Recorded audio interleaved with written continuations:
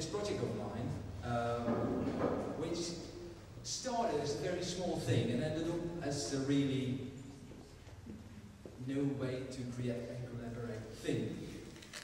As said, I'm a furniture designer. Here you see a few designs of mine. I do that for over 20 years now, and I love it a lot, but one morning I had this thought that it was maybe a bit silly to, I use the computer a lot of times, and I use the computer to visualize what I had in mind. I wanted to do something new. It felt a bit silly to use this computer for things you already know. Could I maybe do something new? And to be honest, when you're a furniture designer for 20 years, something new isn't easy. I thought of starting with the computer as an instrument. I thought of, could it maybe be possible that you give the computer this kind of bigger role? I imagine, I'm not a great cook, but I imagine that a cook works in the kitchen like that, you know, just mixing ingredients and see what comes out.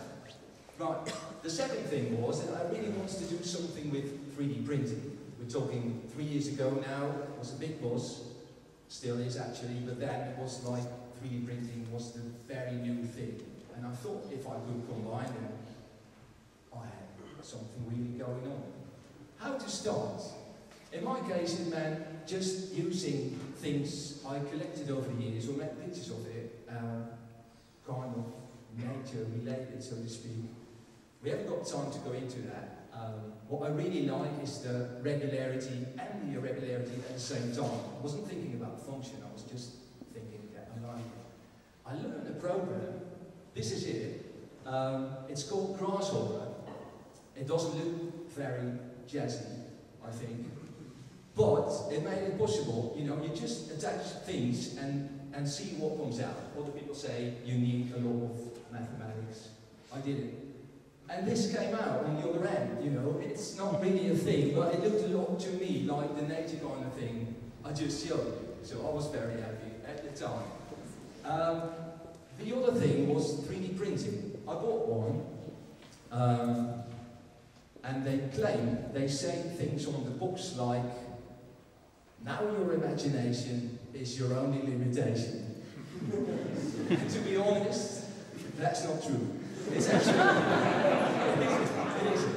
You know, if I did that, and you know, when you just print what you have in mind, things fail and fall down. But I found out, as you can see, I was also curious what this 3D printer might bring as a new kind of shaped language. One of the things I found out, combined with the software, that you know, you have to print it one by one anyway, so why not use little varieties in your object?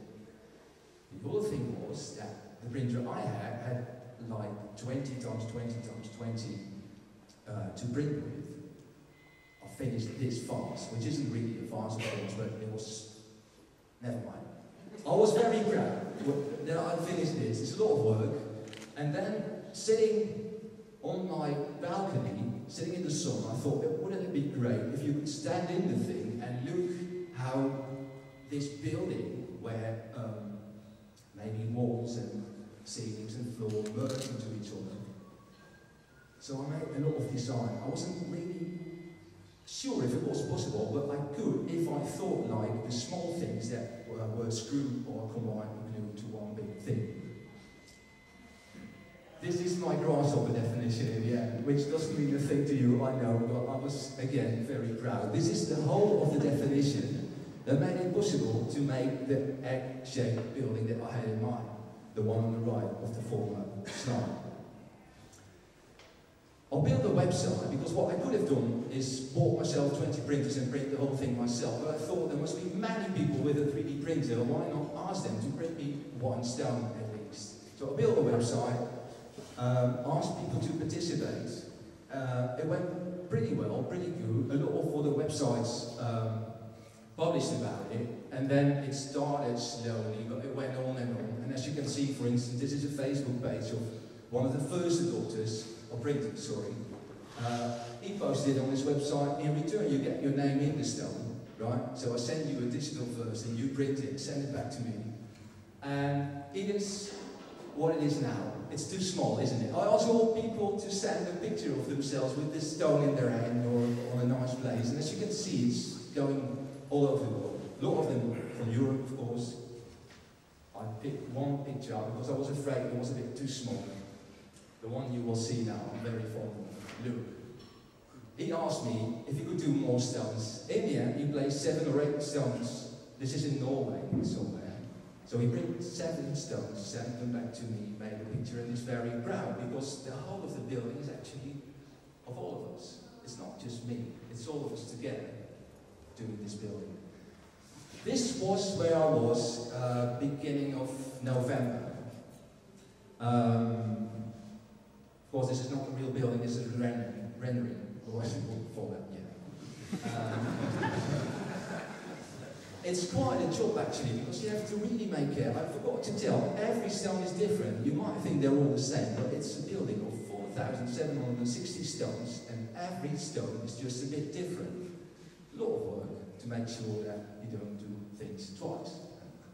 Things like that.